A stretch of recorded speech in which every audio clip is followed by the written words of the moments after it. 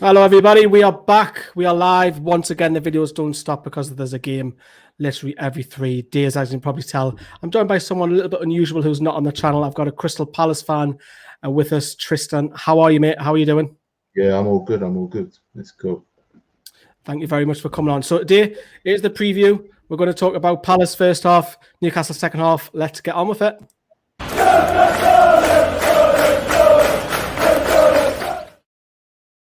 Right then, everybody. So welcome to the preview. If you are brand new, you know what to do. Please hit that like button as soon as you viewed it. Get your comments coming in. Welcome to the preview on NFTV. We want your comments to keep coming along. Smash that like button because it gets my video found a lot up YouTube's algorithm. And of course, as ever, thank you for watching. Right, Tristan, we'll talk about Palace first of all. Sure. Talk to me about your season in general. How is it? How's it been?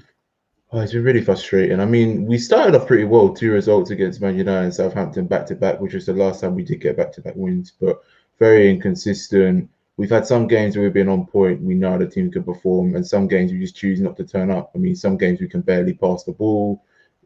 We got no system and strategy in our play. We lack a bit of passion, and the players weren't really fighting for the badge until obviously we did beat Wolves yesterday at the time of this recording, which, was so crucial for us because before that, it was 1 win in 10. Roy was under the pressure. I was a Roy out. And in fact, I was even willing to go to the stadium and put out a banner saying Roy out. But I was just like, nah, there's no point. Yeah, literally, I was willing to.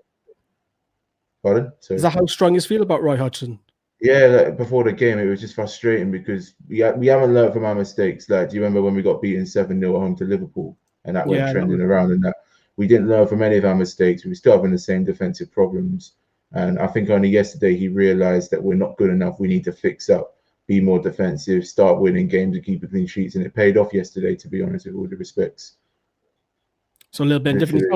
Sounds like a bit like a Newcastle fan, the way we've been going. Yeah, literally. Like, we're no difference in the table. I mean, you're only like 3 points behind us. And if you lot beat us, of course, you're going to go above us in the league because I believe you lot have got better goals. Oh, no, you haven't. But still, you'll still go above us and we'll obviously be down below in that. Yeah, we'll have a relegation zone. Literally. Yeah, we'll have a little look at the league table towards the end. Yeah, sure. That is affecting.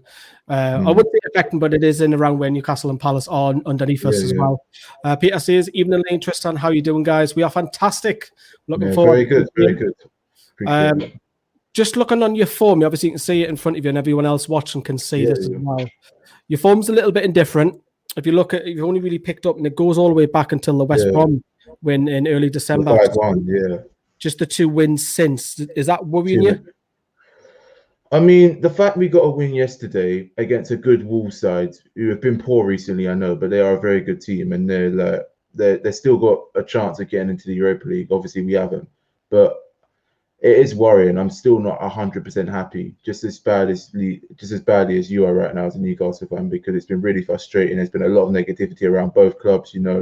We've been very inconsistent. We obviously haven't won back-to-back games since the beginning of the season. Our first few games, I mean, we're the kind of team that we beat Wolves 1-0, but if we lose like 1-0 to you lot and play rubbish and can't pass straight, or even 3-0 and get thrashed, because it has happened a lot to us this season. It's back to square one, and that's just the issue. In that, if we could just string a load of results together, like get about 3 wins in a row or something right now, that would put a smile on my face, and we would just be even more safe in the Premier League this season. Honestly, and this is no disrespect to myself or you as a Crystal fan. Do you think, because you know I'm going to go down, I don't think Newcastle are going to go down either. No, I don't think we're going to go down. We're too good. We've got too many good players like Eze and Zaha, and honestly. Do you think, I don't want to say the season's dead, but it's not, but do you think where you're going to finish now is where you're going to finish at the end of the season?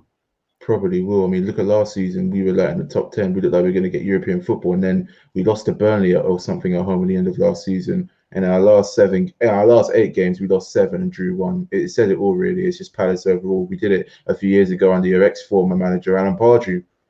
It's like Newcastle and Palace have this bond in common with just finishing in the exact same position and just staying around in the mid-table, flirting around the relegation. So that's what really frustrates me. We haven't moved on. You lot haven't really moved on either. But you look at teams that get promoted, like Leeds United, who else? Wolverhampton Wanderers in the last 3 years, or recently, I should say. They've moved on. They've got a lot of money.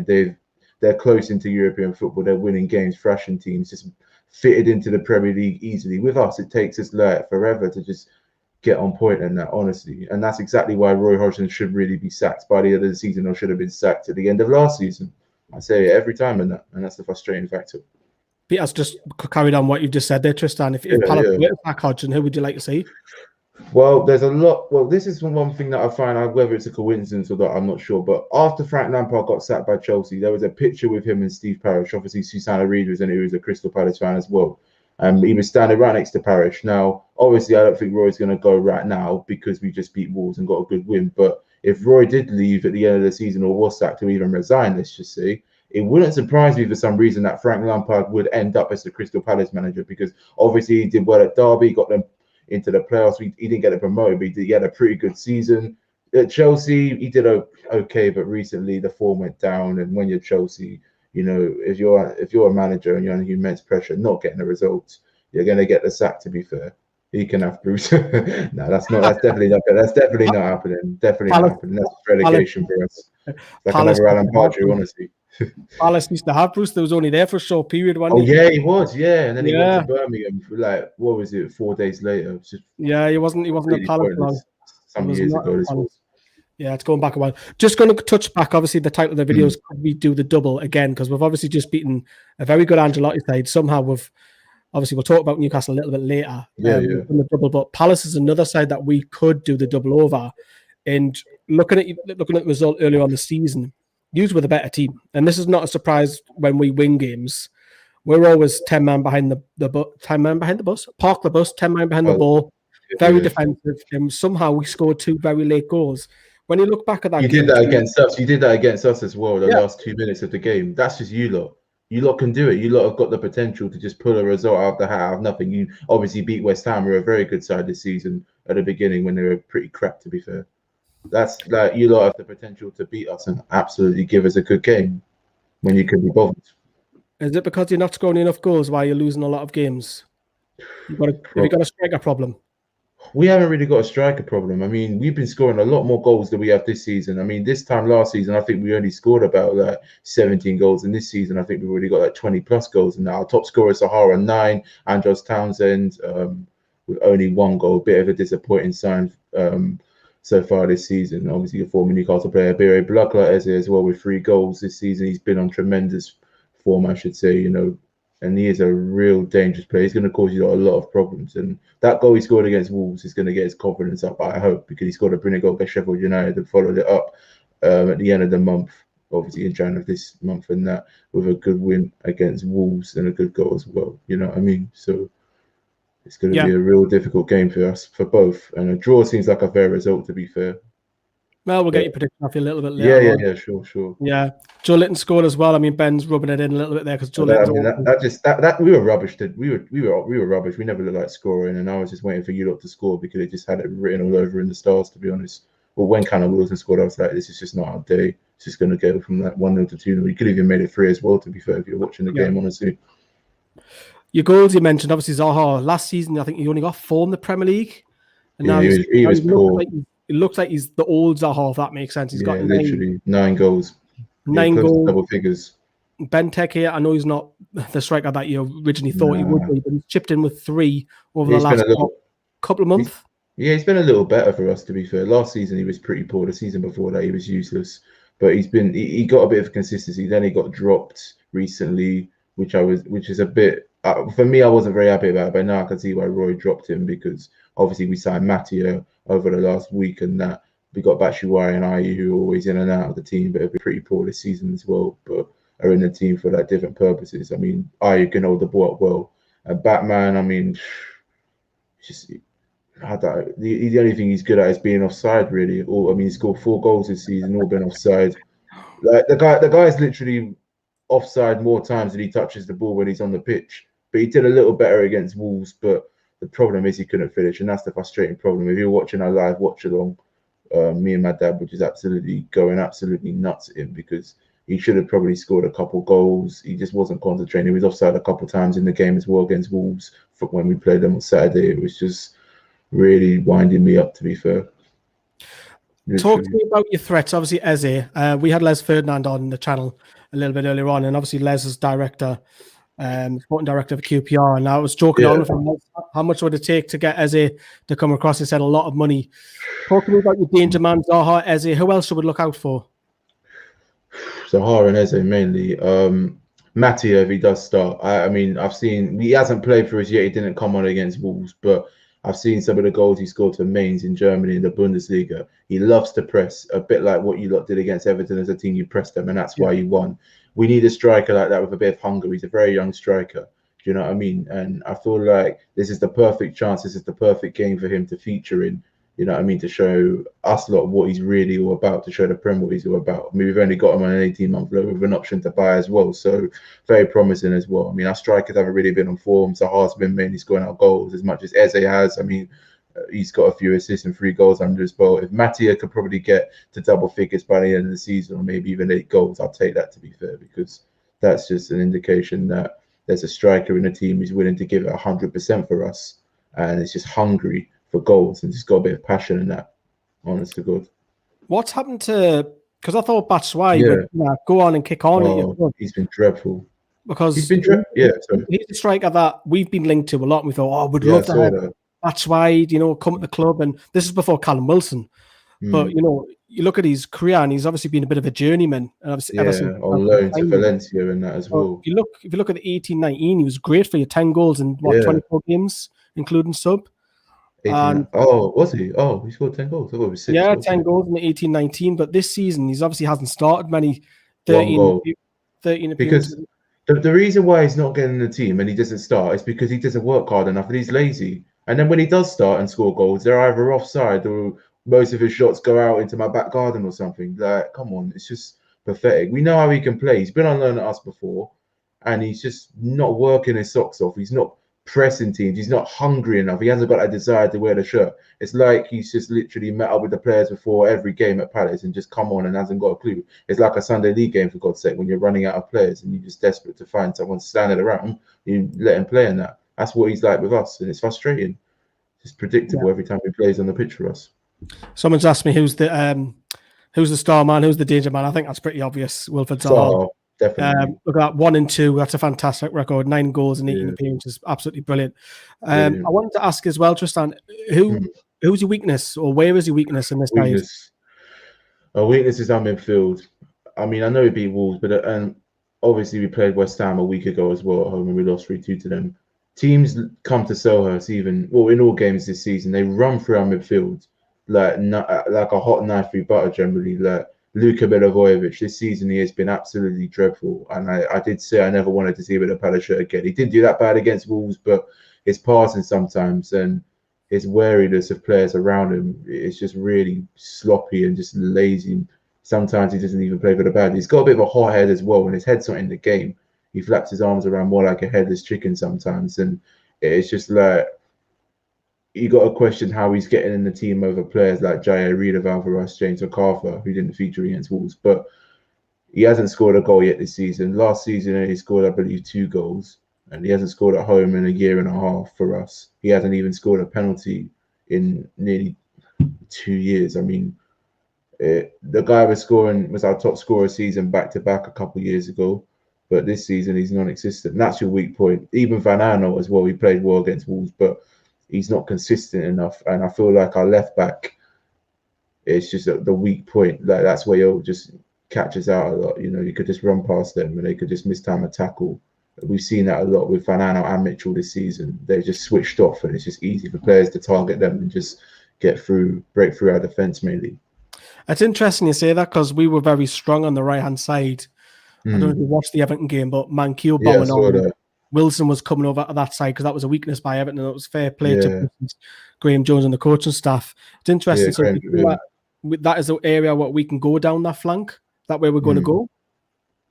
Yeah, I personally think the left side of where you play in that is your stronger side. But on the right, where you're going to be aiming at Van Aanholt, is pretty weak in that. I'd say the only player that could possibly cause problems, I believe, does Almiron play on the right for you, right? Well, sometimes he does. A bit more central against Everton. Central, I mean, he can play out there, but I don't think he's any good out there. No, Maximin plays. Yeah, Maximin against Van Aanholt. literally.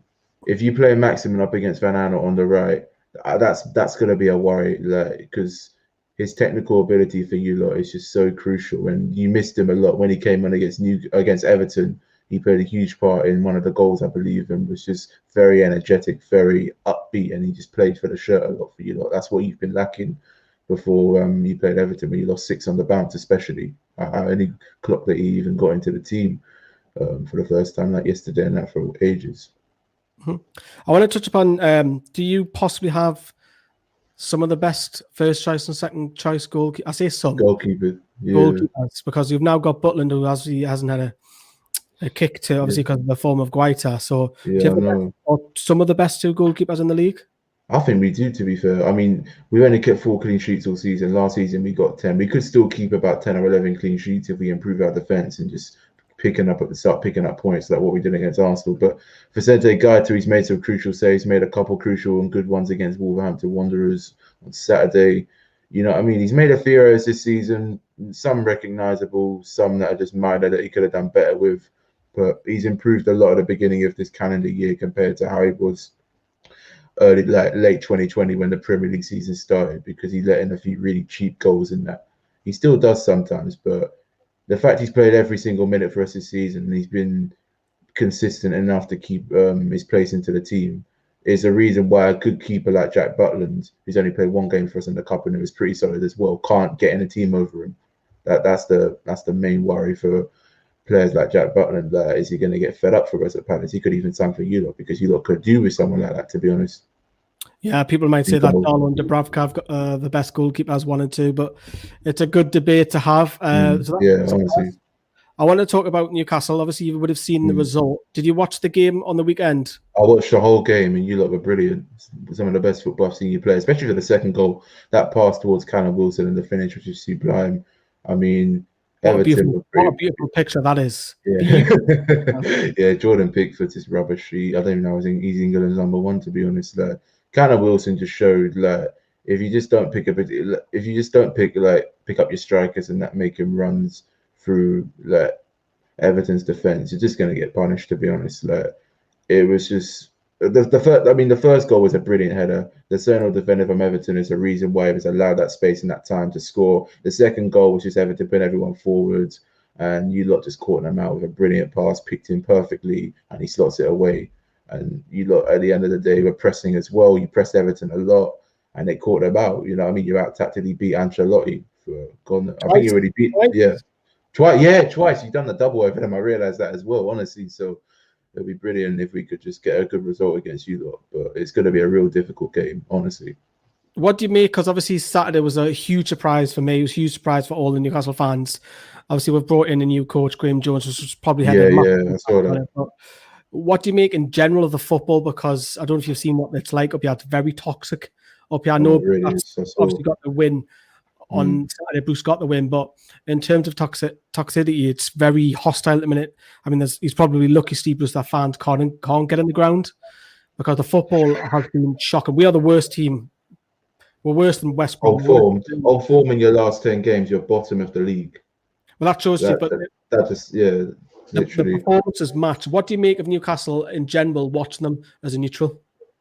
To be honest, some games you lot are brilliant. I mean, a prime example, what was it? Last season, you lot battered West Ham at the London Stadium. It was an entertaining game. You lot should have absolutely won like 5-2 or something, from what I saw with the chances you had. Some games are just pretty boring. Like, there's a lot of 0-0s, or you lot just play absolutely dreadful and get thrashed, which makes it more of an entertaining game. But as a Newcastle fan, it would do your head in. It would just be depressing to watch mentally and physically, to be honest. So it's a bit of a mixture. On your day, you lot can just play teams off the park like what you did against Everton, but other times you can get thrashed badly in that, like against Leicester, for example. Anybody even. Even Sheffield United beat you, for God's sake. So it says it already. That was just poor, really poor. There's a quick question that's coming. What's happened to Wayne Hennessy? Wayne Hennessy's injured for us. He's out for probably the rest of the season, to be fair. Like, he's never getting into the team again. His contract expires at the end of the season. When you got Vicente and Butland, and then you have him, there's no way for him to get back into the team unless both of them are injured or one of them's just not fit in that, and he'll probably make it onto the bench. But I doubt he's going to play again for the club, to be honest. So, which is a good thing for us because he was pretty poor recently in that when he last played. I want to touch upon because obviously people are mentioning Eze and Zaha. Where is Yeah, Zaha? yeah, Is he going to start on the left, or does he go up yeah, top? yeah. Do you know what? Yeah, on Sky when I was watching the Wolves game, it looked like he was up top with Batman. But when you look on the pitch, it's Batman up front by himself, Eze and the number 10 on the cam, and Sahara's on the left, and it suited us. You know what I mean? It really just opened Wolves up a bit. We were able to pass the ball better. Players were playing in their natural position. We had Eze on the wing at one point before, and it wasn't working. He wasn't scoring many goals. He was out of his depth. He lost completely. Sahara was just his attitude up front sometimes as a lone striker. We're playing up next to Benteke wasn't great, although he has scored a lot of goals. But the amount of time Sahara gives the ball away really frustrates me. There was one game he gave it away like 15 to 20 times, and it was just ridiculous. You know what I mean? We were playing poor as well. I think it was against West Ham United where he did score, but his attitude afterwards stank. I mean, he was lazy, he didn't track back. There was one instance when he got fouled and the ref played on. He just sat there looking at the ref for a good 10 seconds, and he just didn't run forward and just commit himself for the team. It really, my dad went nuts watching it. So did I. Zaha is a bit of a twister. He is a moaner. Yeah, He's got a bit of aggression about him. I don't mind a bit of aggression, man. I don't mind that. But I'll answer this one because I know what Tristan's going to say. I'm actually going to say Zaha is the better player than Alan. Sahar's better. Sahar's 10 times better than Maximin. More goals consistently. There you go. That's it. There you go. It. We were linked to Saint-Maximin actually. I believe a couple of years ago in 2019 in the summer, and then he went for Eula, and a lot of fans are pretty angry at that. But I mean, he would have done well. Sahara on the left and Maximin on the right would have been banging for us up front. To be fair, bit of a dream goal, dream from free. The luxury players. Alan Saint-Maximin's still a bit raw. He's fantastic, but he's still a bit raw. I want to go back to our screen share facility. I'm just going to change the borders around. And then we'll talk a little bit about the Newcastle United players. Where have I just put the layout? I've decided to hide the layout. There it is, the live one. There we go. Right. We'll get rid of Palace. Who are the standout? Well, I say that lightly. Who are the players that you think he's done well this season? Him. Who would you say out of the Newcastle United squad? Callum Wilson mainly. He's a top scorer. I mean, how many isn't it? Is he? He's got double figures, I think. Yeah, he's got 10 goals now. 10 goals. Yeah, 10 goals. I mean, he is a threat. He scored against us, obviously, the last time he played at Selhurst Park in your 2-0 victory late on. And, he's just, at Bournemouth, he didn't really score as many goals consistently. But this season, he's just stepped his game up a lot. I mean, something which Sahara and Eze really need to do between now and the end of the season. I mean, obviously, he was injured for you lot, I believe, and then he came back against Everton, got 2 crucial goals for you lot between now and the end of the season, obviously, as well. He's really just a dangerous player, literally. Like, one through ball and it's a goal. That's my problem. He always looks like a danger threat. He looks more dangerous than Batshuayi and Benteke as a combination, personally. Yeah. Literally. Yannick Bolasie, what a player he was when he was on form. Stadium of Light. Against Sunderland.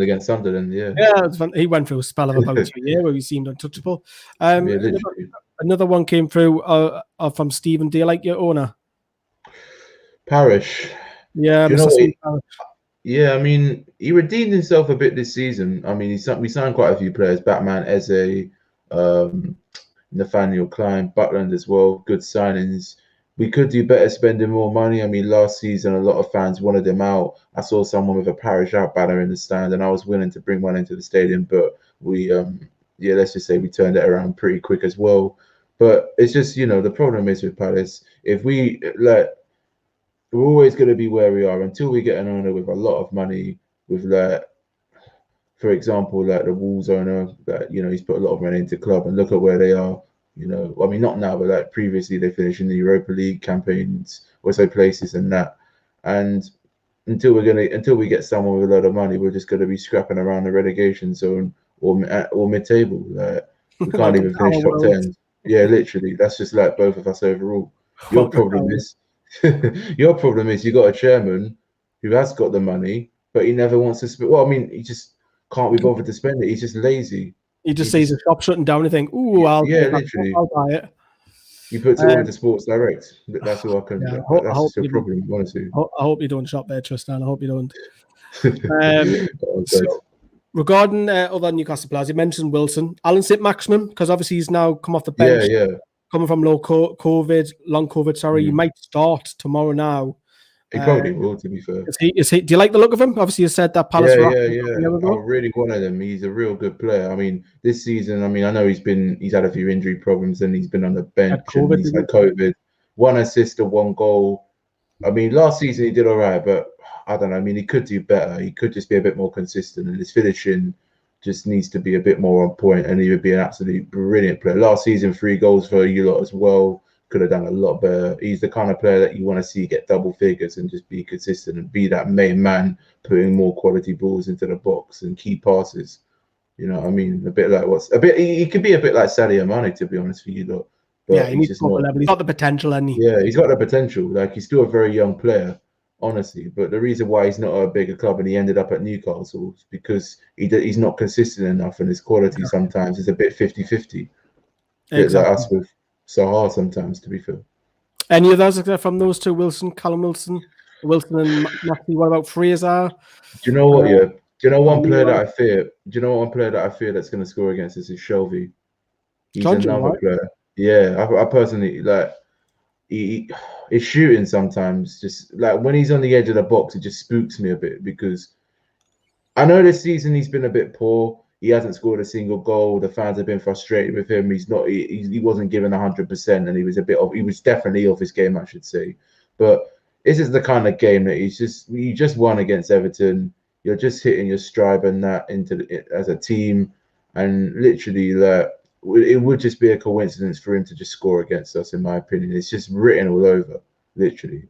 He's always a player I fear, especially from his set pieces as well. Should have scored against us when you lot came to Selhurst back in November.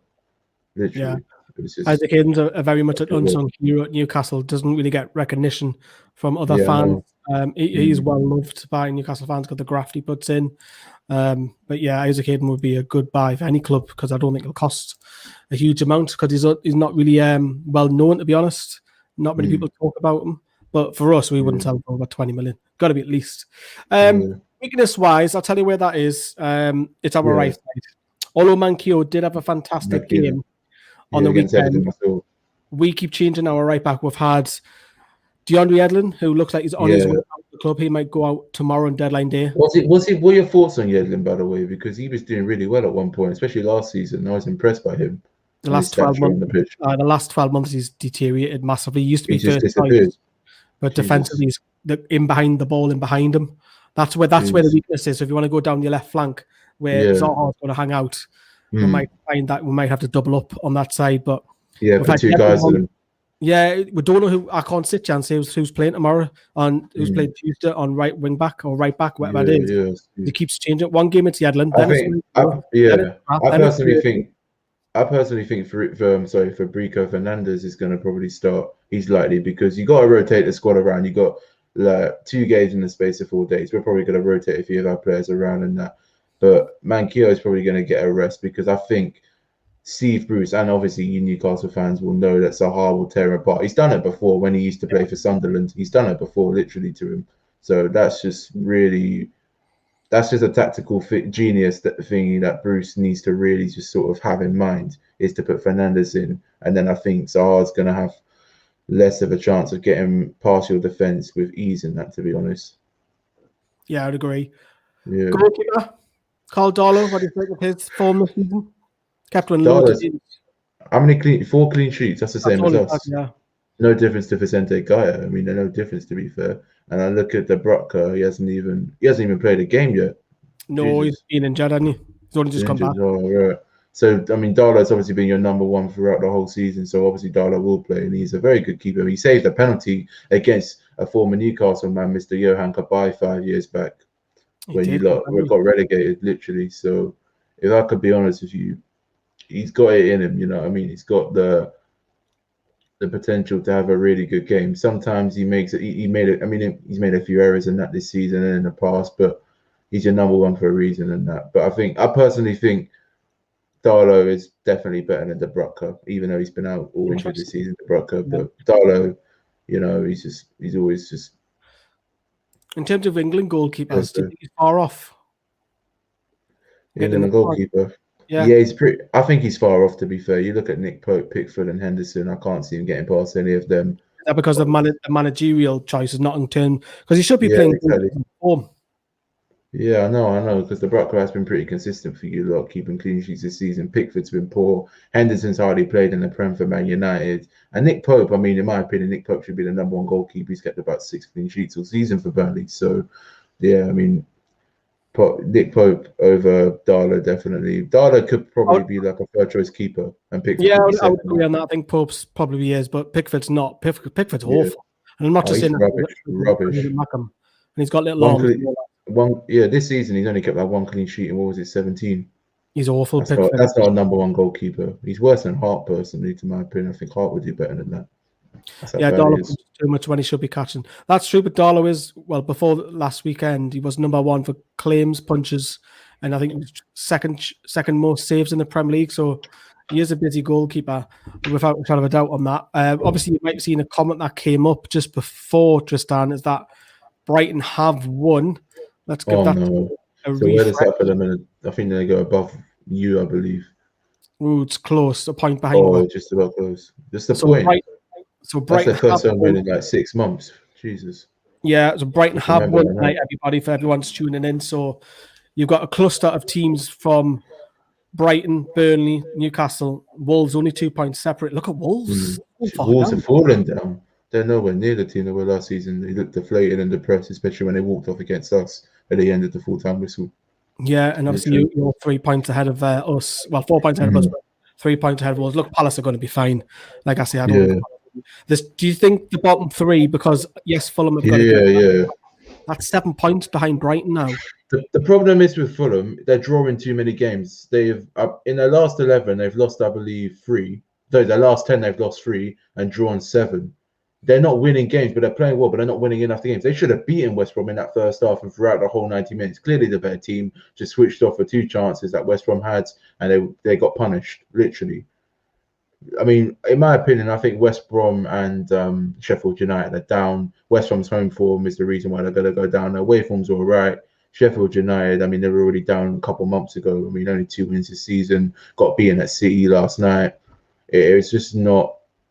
They're just not on the same level as us. They're not being consistent enough. They're only 8 points. I mean, they'll probably get to at least like 20 points by the end of the season. We'll probably be on 40 plus in that between now and the end. So I mean, that's the bottom 3 for you right now. It's going to be like that towards the end of the season, definitely. Yeah. It looks too big of a gap, isn't it? 7 points. Yeah, with too big of a gap.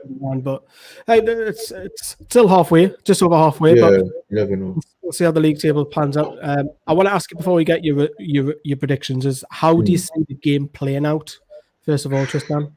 Yeah. So overall, yeah, I think we're going to score first, and then you lot are going to get an equalizer, and it's just up for grabs on who's going to get the second goal because there's always a load of goals when we play, especially this season. Like there's rarely a 0-0. I mean, I know recently it's just been a load of 1-0 victories to either side. Like you beat us last season at home 1-0. We beat you lot at Selhurst Park 1-0. This season, I think there's a few more goals in there. Obviously, you lot have got a goal scorer, and we've got Sahar and Eze have been on a bit of form so far this season. So I think there'll definitely be a lot more goals in it. I mean, both teams overall this season have improved on a load of goals. I mean, you've got Wilson already on double figures. We've already scored like half more goals than we obviously got last season. So it's going to be a close call, definitely. I think it will be close. I think if that is a big if, Newcastle do the high press like they did against Everton, because Everton was shocking, and that's how well Newcastle really cool. Best performance by a mile. Steve Bruce's best performance in the Newcastle shirt, even better than the big teams that we won. They're just the way we played. If we can start off with like that, we could nick 1 or 2. But I am a little bit worried about the wingers that you've got, Zaha and Eberechi. I think those two are really, really talented. I could see a goal from one of those two. Yeah, I mean, exactly. Even our strikers, even Mattia as well, the new signing. I think if you come down, like I mentioned earlier, if you come down our right side, which is your left side, you're going to get a bit of joy. And Jamal Lewis is a little bit shaky and that, nervy and that, you know. Yeah. So I think that's where you can get the joy. Obviously, you said you think you're weaken centre midfield, your fullback, but your joy is definitely down there. And I think you might get a goal. Let's get a score predictions before we give your channel a shout. Sure. What are you going for, Tristan? I'm going to go 2-1, so hard to score, and Eze to get a winner. Oh, Literally, I'm confident. I've got to be positive since we got a good win against a decent Wolves team throughout the whole, like this season, even though they're playing bad, but still, yeah. Yeah. I'm not having that. How are lads? How are? Get your score predictions in the comments, everybody. We're not having that. We're having a Palace fan coming on saying he's gonna win. I'm confident. I'm gonna be positive for once. You've got to be. I know you support the team. Our second goal. You don't know this. Our second goal scorer, Tristan, is Hendrick on 2. 2. Oh my days! And you've got Callum Wilson. If he wasn't in the team, you lot would probably be in the bottom 3 realistically. Because Joelinton's not good enough, and 100%. We would be top 3 without Wilson. Quick question for you: any news on Palestine and Nick Paul? Nick Paul from Stoke. Well, I haven't even been paying attention to the transfer stuff because usually it's a lot of rubbish. I mean, we don't really need to sign anyone. We've got a few players injured, but we've got a pretty big squad. We've got some young players and that. Like, I haven't seen nothing about that on the social media, on the BBC, on Sky. If he does sign, he signs. I don't know who he is, honestly. Never heard of him before. I'm going to be honest because I've just been focusing on the Newcastle game. We've obviously won yesterday. We don't really want to buy a load of players on deadline day and panic buy because we don't really need to. Same for you lot as well. I mean, the only thing you would need is another striker, but it's a bit too late, honestly, because they would have signed by now. Just desperate, and in my opinion, always is. I'm going to say that we're going to win. I am going to say the same scoreline, but the other way around. I'm going to if I have to stress that, as long as we don't play Bruce ball, which is basically 10 men on the ball, if we high press and go at Palace, I think there could be a couple there. So we'll both say 2-1 our teams. Just before we plug your channel, Tristan, transfer deadline day tomorrow. Do you see anybody coming in and out of Palace? Well, obviously there were a few links. Van Aanholt was linked to Arsenal. I personally think that's a load of rubbish because he just played yesterday. We got a game on Tuesday. He's probably going to be travelling down to up to Newcastle tomorrow. He's definitely not going to Arsenal. They don't even need him. I mean, it's just a bit of a load of rubbish from the sun. It's just come out the blue, and it's just predictable how it's going to go down. We're not going to sell any players, honest to God. We're not even probably going to sign any tomorrow as well, whatever the window shuts. I'm surprised it's tomorrow. It's usually the 31st, but got it to Sunday. Yeah. Oh, yeah. True. Yeah. Yeah. Nobody likes the sun up the north. Just to give you a bit of a heads up, they're not well liked, especially Liverpool. It doesn't go down well in that city. Tell us all about your channel. Yeah. So my channel has been going for like 3.5 years. I mainly do I was doing vlogs, and obviously COVID came along. Obviously now I took a bit of a break because of COVID, and I was just busy doing a load of other stuff. But now I'm back being consistent as I can with live watch-alongs. We've got one on Tuesday as well. Check that out. Going to be on my channel from probably 7:45. I don't even know when the game kicks off. I think it's 8 o'clock. Quarter past. Yeah, probably 8 o'clock it will start. And 8 o'clock the stream will start. Very late, to be fair. And we're on the road to 1K. I believe I haven't even checked. We're probably around like a good 60, 70 subscribers away from our 1K subs. So go and check out my channel. Make sure you subscribe as well. So that is my aim. And maybe in the next month I will be on 1K and we can go from there. Also, I'm just trying to just go to the next level. Like, this is my first time doing like this live combination with you and that, so I'm just going to try and do a few more and try and do podcasts maybe and that, and just definitely should grow your channel. Literally. Fan channels. Look at who's on YouTube, your next picture, get on, expose yourself. Literally that's what I'm going to do. Enjoy it as well. We've been going for like 5 years, so we've been going and expand. Eventually you'll find yourself, but that is the preview. You'll see my face actually over Tristan's channel. So there's another plug. Get over there. You'll see me tomorrow morning. If you want the rerun on Monday, you'll see me on his channel today as well. So you know what to do. Hit that like button. Please do. It helps our channel. And we'll have, depends if Newcastle are busy on deadline day. We could potentially have 2 or 3 videos with Yedlin heading out, maybe a couple of loans coming in. But we are definitely doing a live transfer deadline day where we get you lot involved with what is on. It's kind of like a fan reaction show. That's going to be later on tonight. We're going to bring you in, have your thoughts on all of the January transfer window. But during the day, if there is news, pick it left, right, centre, we'll get one of the lads to do a quick 5-10 minute video on that transfer if it happens. But we'll wrap up all tomorrow with all the rumours and everything tomorrow night, probably about 9-10 o'clock. Tristan, thank you very much for coming on. Much appreciated.